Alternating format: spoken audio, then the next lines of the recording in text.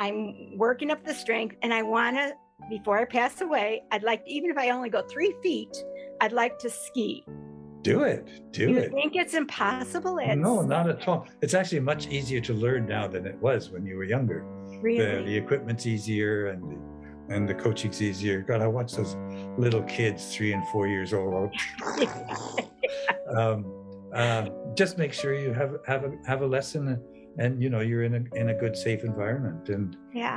by all means. Yeah. I want to welcome you to another episode of Media from the Heart. My name is Ruth Hill, and I'm your host. And today I have the rare delight, honor, and privilege of introducing my listeners and viewers to a living screen legend. William B. Davis, otherwise known as the Smoking Man from the XFiles, was my guest recently on my podcast, and this is that episode. We chatted right before his current book was released, and this man knows the industry unlike anybody I've ever chatted with before. I mean, this guy has worked with the greats, he knows the greats, he knows the ins and outs of the industry, and he can tell a story unlike anybody else I've ever had the opportunity to chat with before. So sit back, relax, fasten those seatbelts, and be entertained by the amazing and phenomenal William B. Davis. I want to welcome you to another episode of Media from the Heart. My name is Ruth Hill, and I am your host. And today we have, well, I would consider him a screen theater legend, William B. Davis. And so thank you so much for coming on. It is a joy, delight, honor, privilege to have you here. So thank you. Well, thank you so much for having me. It's a pleasure. And it is honestly my honor. So for those who may not be aware of you, I mean, even though you have been in the industry for quite some time, have done some amazing things, let me just read a brief biography here. After decades of working as a theater director and actor in Canada, the UK, in Canada and the UK and the US, William B. Davis rose to prominence as the cigarette-smoking man on TV's The X-Files. Besides appearing in numerous other TV shows and movies, most recently Upload and Midnight Club, Davis also founded his own acting school, the William Davis Center for Actor Study. David has written one other book, a memoir called Where There's Smoke, The Musings of a Cigarette-Smoking Man. He lives in Vancouver with his wife, Emmanuel Davis, and he has a new book coming out, which is why I'm excited to have you here. There it is. Yep, on Acting in Life. Yes, and I have an advanced copy of it that I've been able to skim through. I actually want to sit down, and there's so much there because this is the kind of book that I just absolutely love. I'm a huge fan of old Hollywood, especially. I grew up, I was one of those people who grew up reading all the bios of all the great actors in Hollywood. And so then realizing that you've been able to be in contact with some of the great screen legends, I mean, that just like, already it's like I can hardly wait to read this. and I'm fascinated with the acting industry anyway. I always have been. So William, if you don't mind, could you, and I know that this probably is covered somewhat in your book, but maybe just as a little bit of an introduction. I know people often come and they want to hear, well, how did you get started? And I know you do cover that, something about in your book, but if you could just give us a little brief story of how you got started with acting. Well, it's a good story. Okay. My cousins, actually, they were a half a generation older than I, Murray and Donald Davis, quite famous in Ontario and ran theater companies in Ontario. But their first venture into running a theater company was a summer theater company called the Straw Hat Players, which played in Ontario towns in the summer. In the spring, when they were preparing their season, they needed a place to rehearse. They rehearsed in the basement of our house. So there they were. And then I think it was their second season, I think, they were doing a play called Portrait in Black. and there was a boy in it who was 11 years old, 12 years old. And so they needed a boy. So guess who was handy? Hey, Bill. I like to tell the story. No, there really was a nationwide search to find the right boy, but no, I was right there. so that got me started. And then that went well enough. And then I got myself an acting teacher in Ontario, who then introduced me to CBC radio drama being where it was at in the late 40s. Yeah, late 40s this was. And so then I auditioned for CBC Radio, and I became a child actor on CBC Radio until my voice broke. Right. Oh my goodness. Well, that's a story of being in the right place at the right time, for sure. For sure. Well, I guess you'd say so. Yeah. And it was a whole absorption as well too. I mean, I and my brothers, we used to watch them rehearse. We could sit outside and look, because they were in the basement, and look through this window and watch them at work. And then we had to explain to the neighbors often why there was yelling and screaming going on in our house, because in those days, actors didn't do this kind of careful work their way into it. They just went full out right from the start. So people were yelling and screaming, and the neighbors really did wonder what was going on. But it was an introduction to the world. Yeah. Well, and you would be considered then an early voice actor. You think of how the voice acting community has just exploded now, but you were in before maybe voice actors was like the cool, like the really ultra cool thing to do. It was the only thing to do if you were an actor in Ontario in 1949, 1950. But you weren't doing animation. You weren't doing funny characters. You were doing often serious drama. I listened to the entire Shakespeare history cycle on radio drama when I was 12, I think. And we did it was a whole, it's hard to explain, but it was a whole world. People made a genuine living working in that community. And when I was working there, they were doing several plays a week. So yeah, but it was acting. It wasn't, because voice acting now seems to fall into either narration on the one hand or character voicing on the other, and somehow this was straight down the middle. Right. So were there other children that were involved as being voice actors at this time? Oh yes. Oh yes. In my first book, I talk about there was one horrific moment. I was doing a small part in a major drama that was rehearsing on a Saturday morning, I think. And at a certain point, I was ushered into a small room, and people were kind of, because the mother of the actor who was working with me was in a tirade because her son was not playing the lead, and he usually played the lead. And she just couldn't handle it. She just couldn't handle it.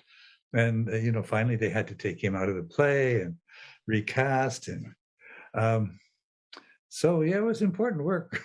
Oh, yeah. So you were in that until your voice changed. And then did you think that would be the end of your acting career? No, not at all. Okay.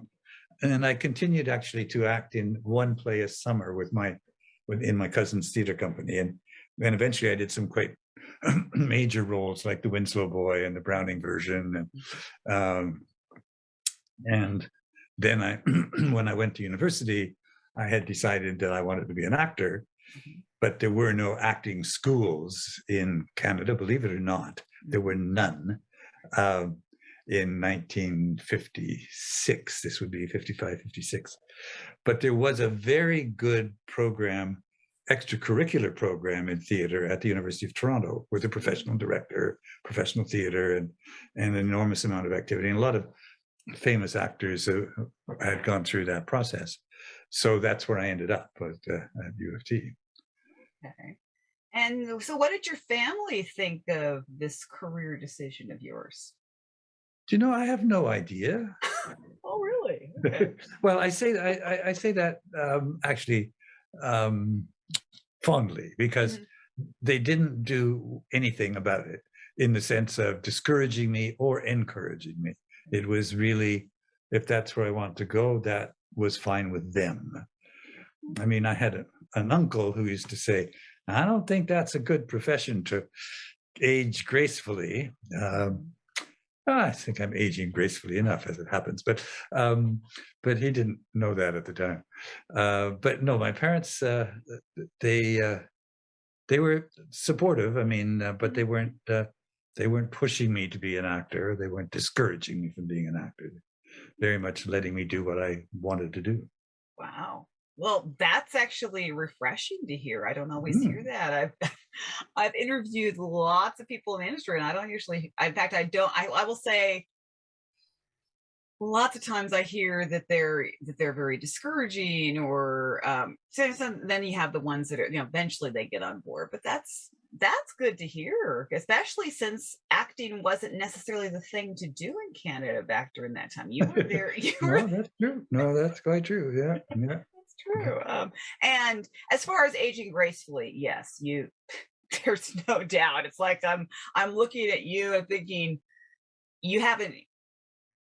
I mean, okay, yeah, I know we all get old. We all do get older. I know that, but I would say the years have treated you kindly. I would say. That's kind. Thank you.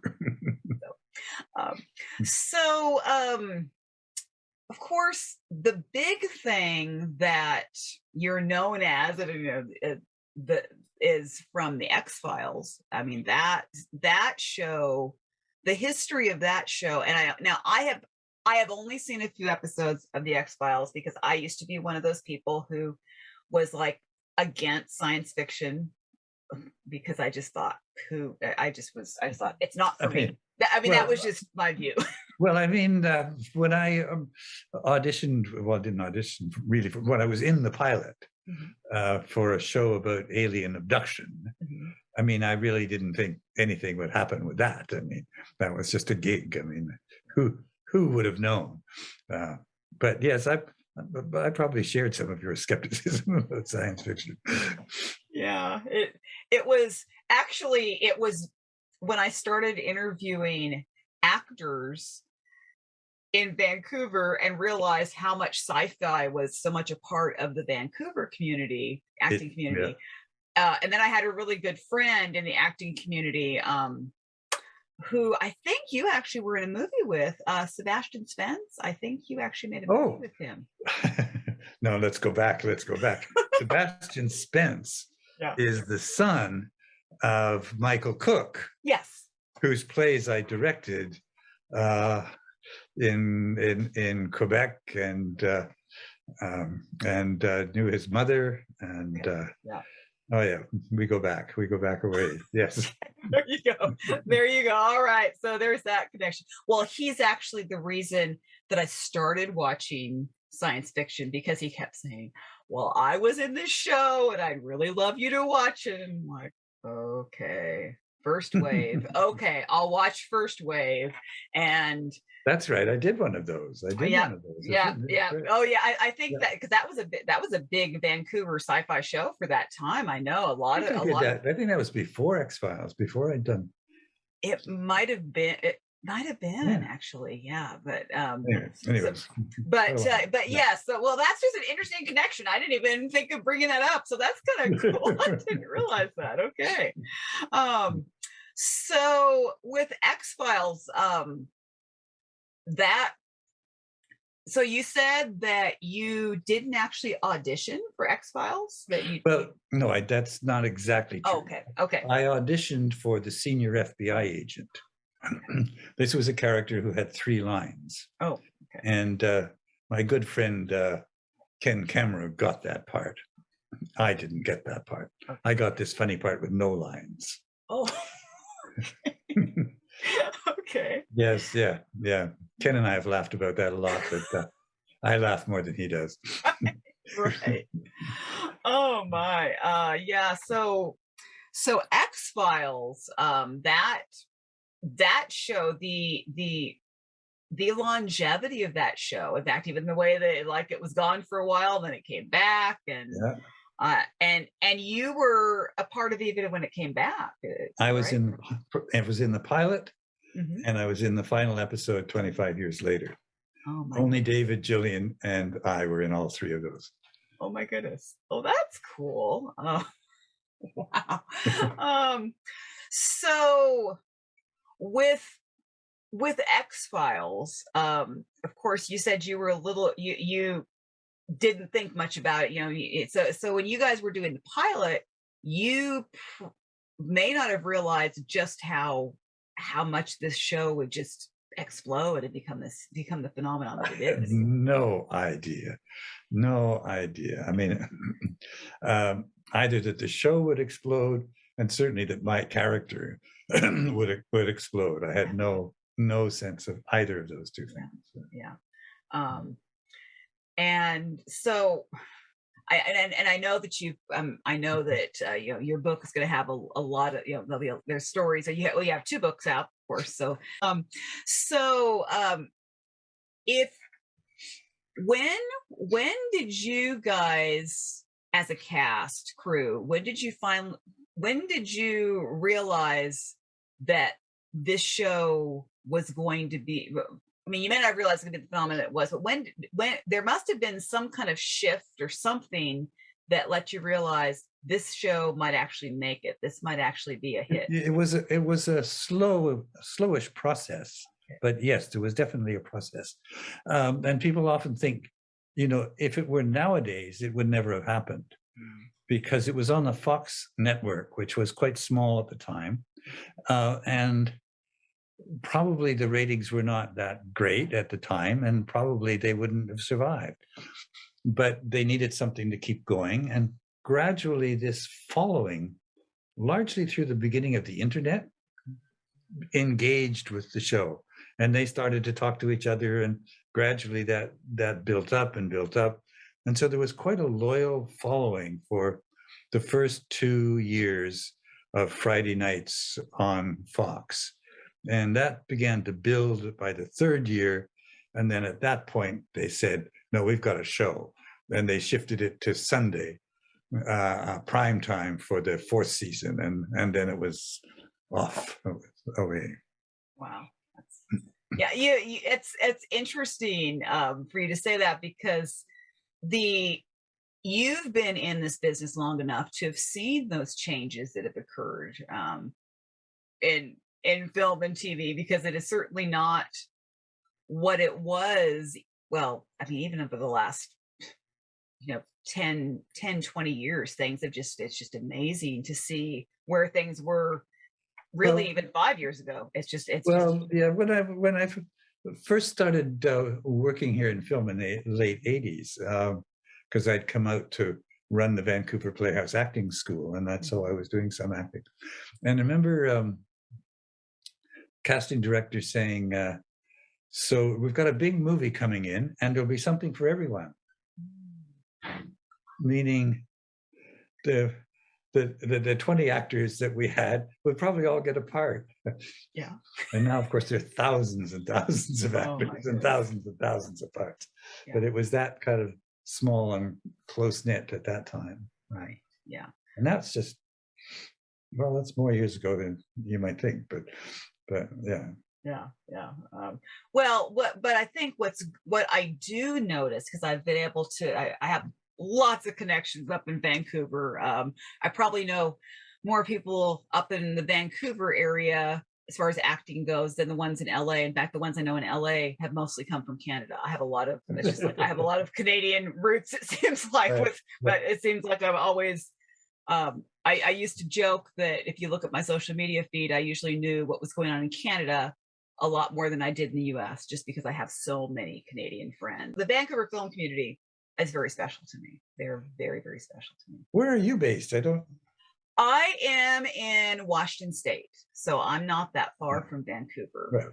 Yeah, I'm really actually just 3 hours south of Vancouver. Really, I'm not that far, so it's nice.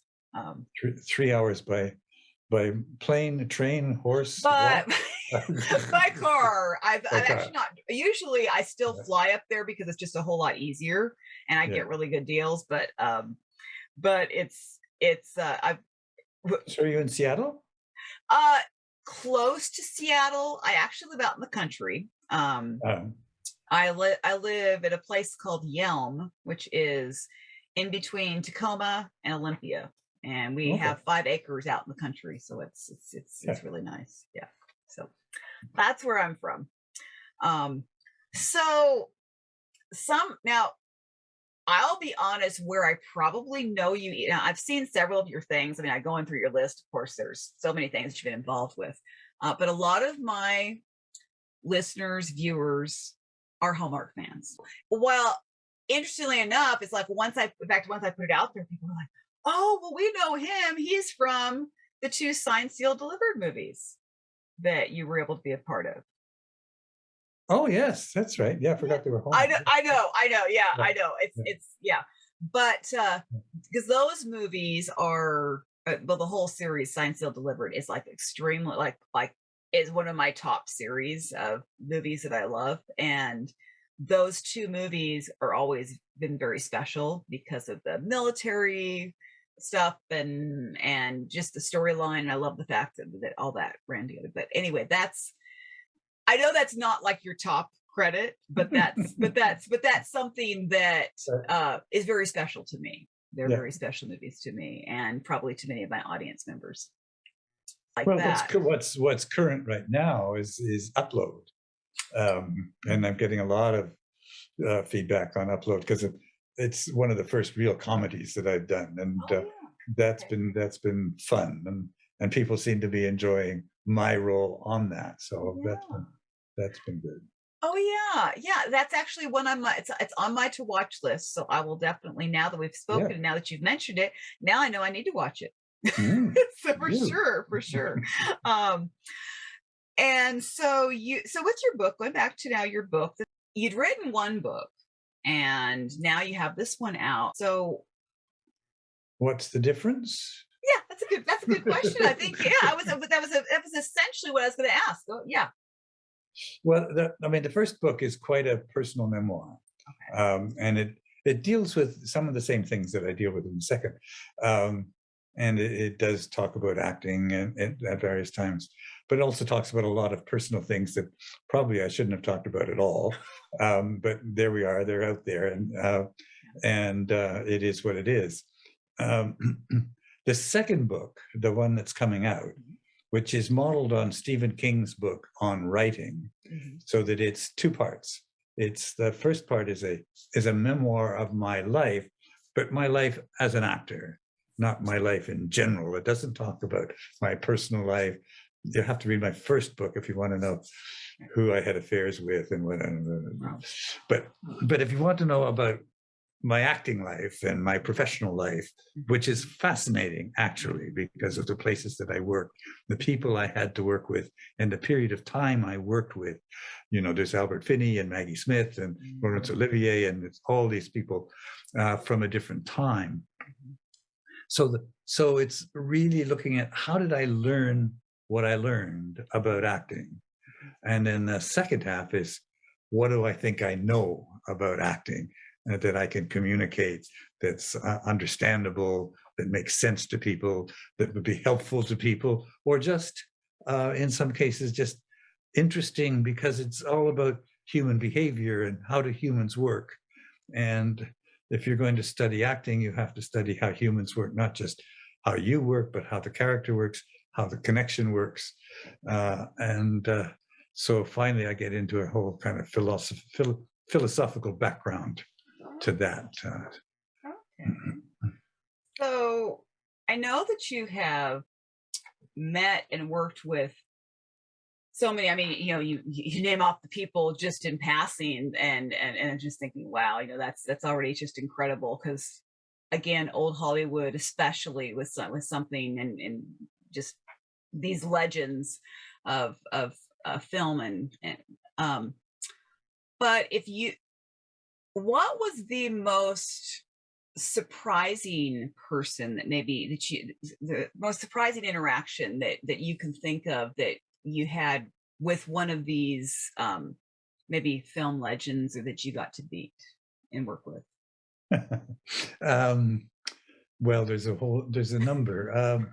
I mean, I have a long history with Donald Sutherland, because we were at this University of Toronto drama department that I spoke of earlier at the same time.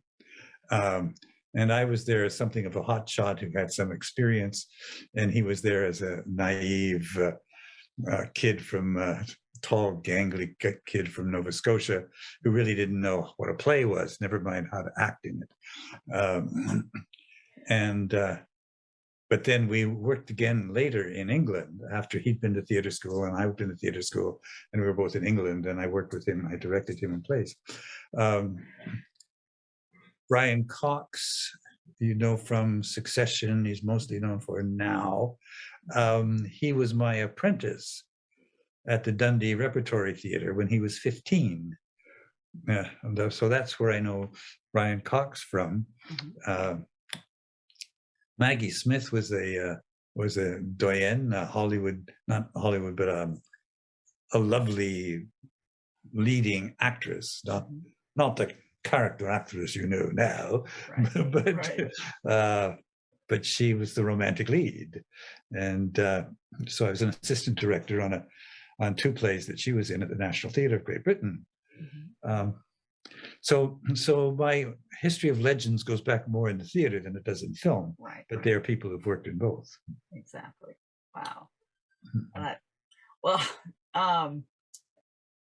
Wow, amazing, because of course also theater, I mean, theater is something that I also love, but I don't always get a chance to see live theater. And sometimes, well, at least my understanding from interviewing many different actors, there's often that love for theater. You want to be involved. There's nothing like having a live audience to perform for. But you can't, I've been told, you can't always make a really good living as a theater actor as opposed to film and TV. Has that been the case for you? Yeah, well, yes and no. I mean, certainly the way you made a decent living in the theater in my sort of mid-career period, I suppose, was by running a theater company. So I did that, and then you got paid a regular amount of money. The freelance actor was more problematic, whether you would put together enough pieces. But you really, to make a living as a theater actor, you have to be in a major metropolitan area. I mean, you have to be in London, New York, or Toronto, really.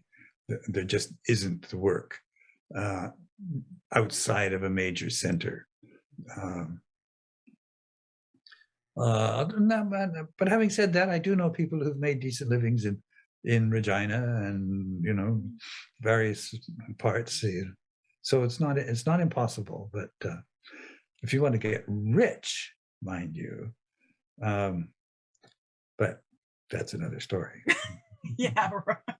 Yeah, it's probably depends on what people's definition is of a living. It's probably what it goes back to, because people have different ideas of a certain amount of money that they want to be able to make, and if they can't make that in theater, then they're going to go and be in film and TV. And so your current stuff, of course, you have the book coming out, and I love the fact that you also have an acting school, which I actually wasn't aware of the fact that you had an acting school. Because I don't always know, but I think it's starting a venture like that. What inspired you to begin an acting school? Well, teaching acting has been part of my life, really, since I graduated from acting school. I was teaching acting in England in the early 60s. And then what brought me back to Canada from my British career was being asked to come and be an assistant artistic director of the National Theatre of Canada. So that brought me back, and then I became the artistic director, and I was there for 5 years doing that. And then I worked in the drama department at Bishop's University, and I've been teaching acting all my life here and there. What brought me to Vancouver was the Vancouver Playhouse, which then existed, and then had an acting school. So that's two things that then existed, neither of which exist now, brought me out to run that, which I did, but it didn't last long. And then I just stayed. I had two young children, and we were nicely settled in. I'm a skier, so I love being close to Whistler. So then it was a question of how to put a career together, or how to put a living together, I suppose. So I was doing quite a bit of teaching on a freelance basis, and finally enough that I said, all right, it's time to start my own school. So we did, and for 20 years or whatever, I was actively involved in running it. It has morphed now into a section of Van Arts. The William Davis Center at Van Arts still carries an echo of the school that we had from, I guess, early 90s to the early 2000s. And we were very active. And then I became an actor after that. Okay. Okay.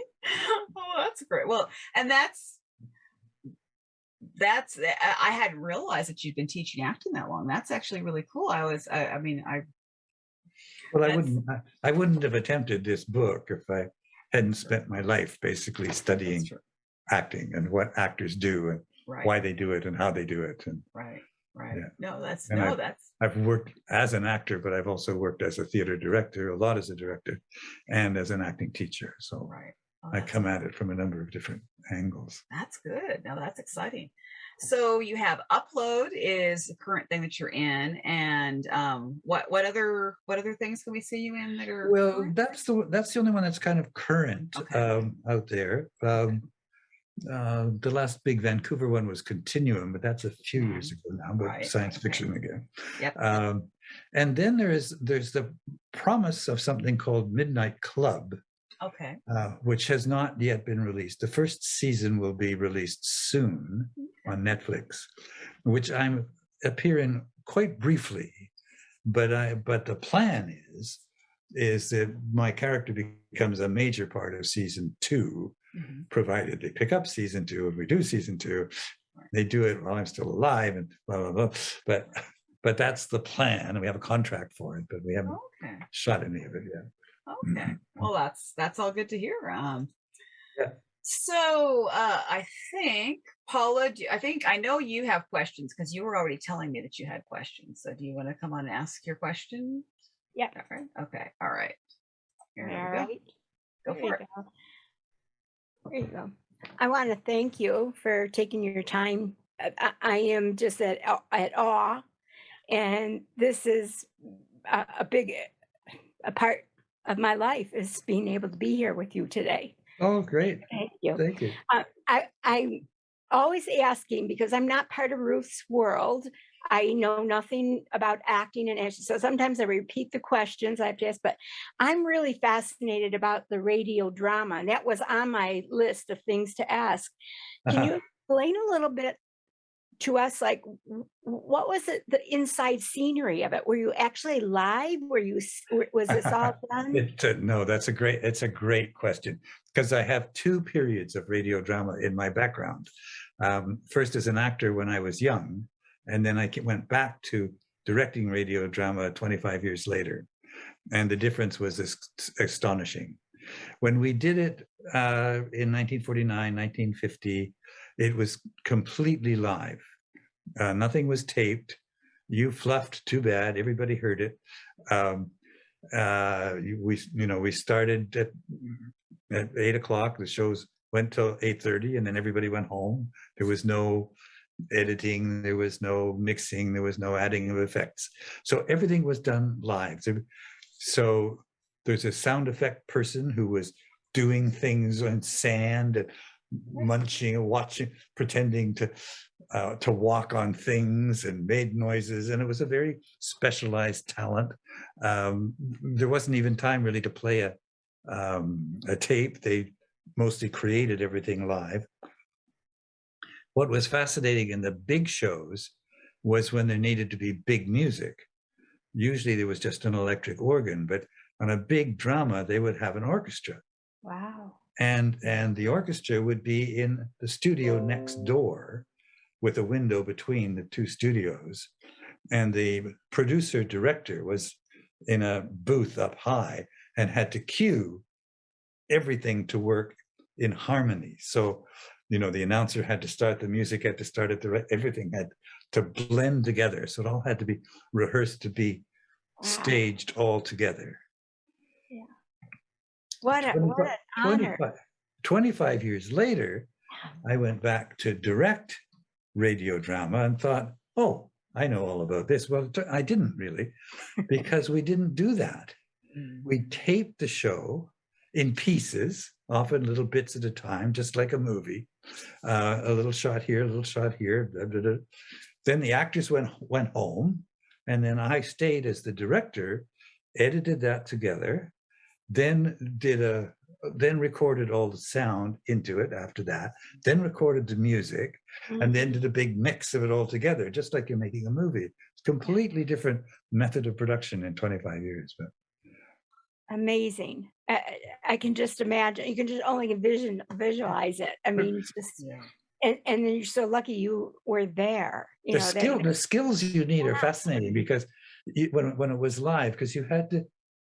One of the things we had to rehearse was that you got to the microphone at the right time. There was one microphone and 8 characters, let's say. You had to have the right actors at the microphone at the right time. So you had to find out how you got there. And then the special skill was, how do you change the page of your script? Because you did have scripts, without making a sound. So it had to be quiet. Later, as I say, when we were editing, then you could just rip it up and throw it away, and we would edit out the noise later. Oh, my next question, it was listed that you were directing theater and film. Do you prefer one over the other, or both as equally important or enjoy? I've directed more theater than I have film. I've directed some film, but not a lot. And I would say I would prefer to direct the theater, because for one thing, you're totally engaged. In film directing, yes, okay, I direct this scene, and then I just sit there for 2 hours while they light the next scene. And then we try to put that together, and then I wait another 2 hours. In a theater rehearsal, I'm there all the time. I mean, active all the time. And we get much closer to the actor's process usually in theater, because we have more rehearsal, more time, more exploration than you do in film. Wow. But in film, you have a great scope of creating pictures, which is fascinating as well. I also want to mention about the Signed, Sealed, and Delivered, the 2 episodes about Afghanistan. Unbelievable. You were so good in it. And when it's repeated on, my sister calls me and says, it's on tonight. So we always watch it, always when it's repeated on. Oh my.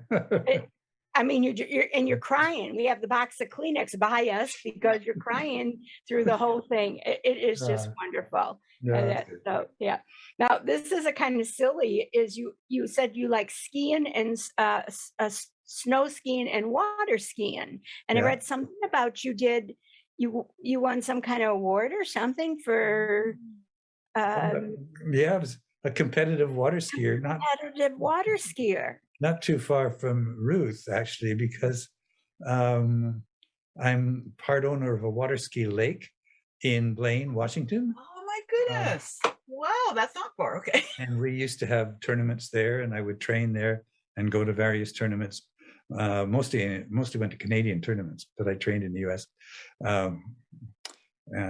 So yeah, I held some records for my age division. When I saw that, if you want to see me water ski, there's actually on YouTube. There's if you look up Okay. William B. Davis water skiing, you'll see Okay. some of what I used to do at age 60. I can't do it all now, but At age 60, 60? when I was young, when I was 60. Well, that was kind of what my next question is I'm going to be 70, and everybody has a bucket list. I did my top bucket list this past year. I jumped out of an airplane. It, Woo, woo. at 69 is what I wanted to do. But like in the top 5 was skiing. I always regret that I never learned how to ski. And I would take our kids up to Killington in Vermont every year to go skiing, and I Right. never took the lessons. Now Oh, what a I had knee replacements. uh-huh. I'm working up the strength, and I want to, before I pass away, I'd like, even if I only go 3 feet, I'd like to ski. Do it. Do You it. think it's impossible? No, not at all. It's actually much easier to learn now than it was when you were younger. Really? The equipment's easier and the coaching's easier. God, I watch those little kids, 3 and 4 years old. Just make sure you have a lesson, and you know you're in a good, safe environment. And Yeah. yeah, by all means, yeah, do it. Yeah. Well, I have a trainer, and he's teaching me how to rewalk again and build up the strength of my knees. Yeah. And he just challenged me to do a amateur master weight lifting. He wants me to participate in Okay. a competition, and the age group was 50 to 69. And I said to him, "Can we wait till August when I can be in the 70 group?" Yeah, exactly. That's what we used to do with water skiing too. We'd wait till we got in the next division. Yeah. So competition would be easier. Yeah. So now I'm practicing for after August to try to be in a Go for it. competition. Go for it. I'm up to pushing 180 with my feet, with my legs, and I can do hex squats. I can do 3 rounds of 10, lifting 120 pounds. So I'm working. Yeah. I'm You're a trying. she-man. But I saw, because I think your wife was into boxing. Yeah, that's right. Yeah. And she still do it? She only just started really about 2 or 3 years Oh, ago. just started. Yeah. Oh, okay. All right. So maybe there's hope for me. I can still try. I've been thinking about boxing. So Yeah. Oh my goodness. okay. So the last one is we discuss always. I call my children and say who's going to be on and whatever. And it's always my grandchildren are interested in the writing and the film and everything. But today, my youngest son, who's 44, I said some man is coming on about something about a cigarette, some cigarette smoking something, and he goes, "Mom, you're kidding me. You're kidding me." He says he's my favorite character of all times. He says, "You never knew when he was going to show up, but when he showed up, you knew something was going to happen, and you never knew if he was good or bad." Yeah. So then so later in the afternoon, my 50-year-old son reminded me that in 1996, you had a part that you said the Buffalo Bills will never win a Super Bowl. That's right. We're from Buffalo. And to this day, when they get close, they all repeat this thing that you said. I have a friend in Buffalo at the and we go through he's a big Buffalo Bills fan, and he posts, it's looking good this year, and I post, don't get too excited. But whenever his college, because the college, there were like 9 of them that lived in this terrible apartment, and they'd all sit around this little TV and watch your episodes or whatever. And so there was a big headline in the newspaper in 1996 that says Buffalo Bills Super Bowl was due to cigarette smoking man and keeping government conspiracy. I mean, there was a whole big thing that they talked about. Yeah, that's right. Because of that one episode that you said that, and it lives on to today. I mean, it's a big thing. Kudos, yeah. Oh my. I think it's so. I think they were both so excited that I was going to be able to speak to you today. So, Okay. thank you ever so much Yeah. Well, for give them my best. okay. And But you're not going to win the Super Bowl. I was gonna, I'm going to tell them that. Oh, I love it. Oh, Yeah. goodness. Thank you. Thank you Yeah. so Nice much. talking to you. Yeah. Yeah. Well, Nice talking to you. Thank you, Paula. And, Uh-huh. you can see why she adds a lot to my podcast.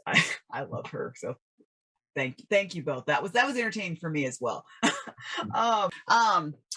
So the question that comes up to me is, some people, not you, but some people think that they get to a certain age and they're just going to retire and they're going to, they're done, and I'm not really sensing that that's your outlook.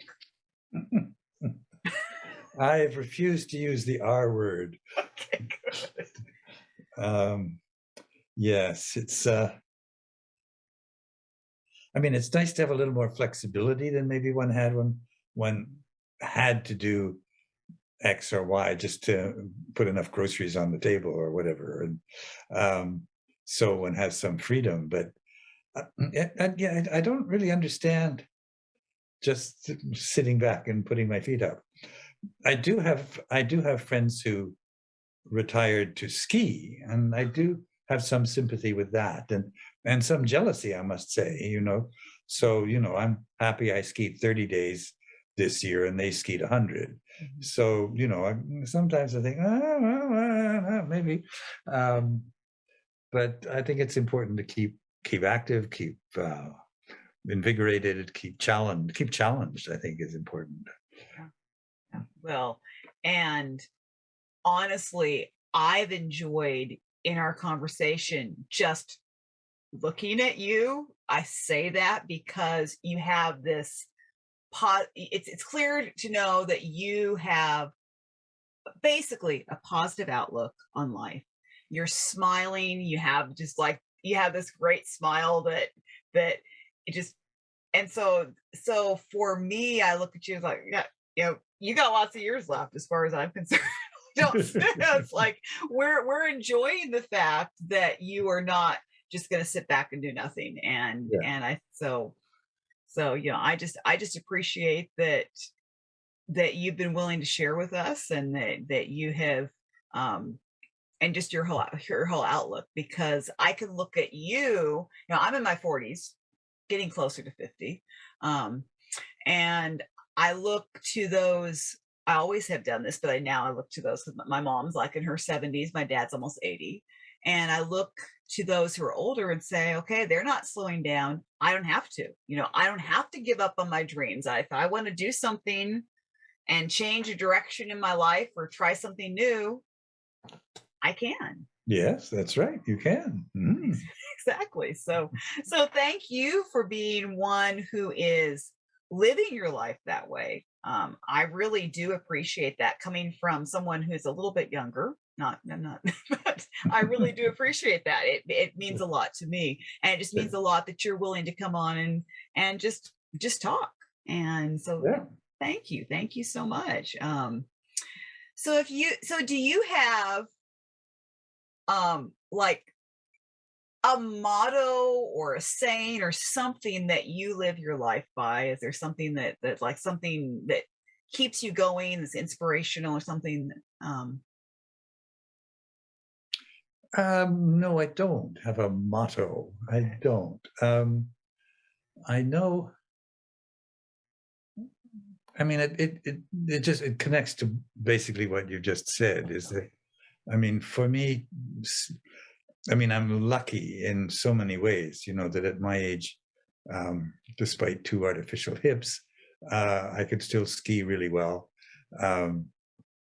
So nothing is preventing me from exercising. I have friends with Parkinson's, friends with dementia, friends with, and a lot of friends who just even aren't here anymore. So I've been fortunate in that regard. But No, I can't narrow it down to a motto, but because I just go on living, There you go. So you're not so much about saying, it's more you're just doing it. You're living. Yeah, I'm doing it. And that's that in of itself is an inspiration, because sometimes people say things and they don't live by them, but you're just living. You're just going on. Every day you get up, you're living. So that's great. That's awesome. All right. Well, William, it has been a delight to have you here. I have enjoyed our conversation, and I've enjoyed that you were interactive and answering my questions and talking with Paula. I really enjoyed that. And so, thank you very much. And if either of you two want to thank him, feel free. You can, if you want to say thank you. I thank you for answering the questions. Do you have any idea when the Midnight Club is going to be released? Because that really sounds I think it's soon, I'm even surprised it hasn't been yet, but I haven't checked in lately, but I'm sure it's within a month or two, I would think. Okay. I'll be watching for that. Netflix, yeah. All right, thank you. Thank you again. Thank you. Yes. Thank you so much, William, and have a great rest of your evening and week. All Yeah, right. okay. Okay. All right. Thanks. All right. Bye. Bye-bye. Bye. Bye. Well, I don't know about you, but after chatting with William, I've decided, I don't want to retire either. Well, I never wanted to retire, but I definitely don't want to retire after chatting with him. I mean, water skiing, his wife's boxing. I mean, how on earth does this kind of thing even happen? How incredible is this man? And the way he interacted with Paula, answering her questions, answering my questions, even though there were parts of his career I was less familiar with. How cool is this? So, I hope you enjoyed this as much as I did. And of course, if you did enjoy it, please leave a review, follow me, subscribe on Apple Podcasts. And if you're watching on YouTube, be sure to give it a thumbs up, subscribe. You guys are great. I've been loving everything. Make sure that you join my Facebook group, because I'd love to see you on another episode of Media from the Heart. You guys are making this podcast so incredible. I hear nothing but positive feedback from my guests, so thank you so much. You all are the absolute best, and I look forward to seeing you on another episode soon of Media from the Heart. Take care and God bless.